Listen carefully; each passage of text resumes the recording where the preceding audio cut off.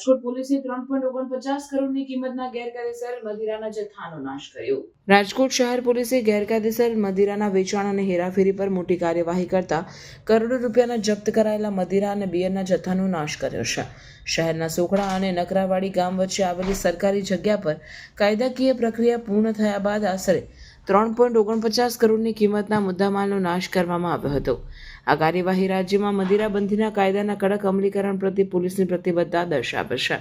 આ નાશ કરવામાં આવેલ જથ્થામાં છેલ્લા 1 વર્ષમાં નોંધાયેલ 355 કેસોમાંથી જપ્ત કરાયેલી કુલ 80,950 વિદેશી મદિરા અને બિયરની બોટલોનો સમાવેશ થતો હતો. આ કેસોમાં રાજકોટ ક્રાઇમ બ્રાન્ચની ભૂમિકા મહત્વપૂર્ણ રહી હતી, જેણે 60 કેસોમાં 2 કરોડથી વધુનો મુદ્દામાલ ઝડપી પાડ્યો હતો. સમગ્ર જથ્થાને બુલડોઝર ફેરવીને નષ્ટ કરી દેવામાં આવ્યો હતો.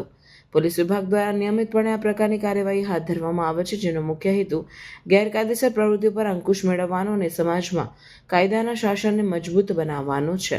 આટલા મોટા પ્રમાણમાં મદિરાના જથ્થાનો નાશ એ મદિરાના ગેરકાયદેસર વેપારમાં સંડોવાયેલ તત્વો માટે કડક સંદેશ છે.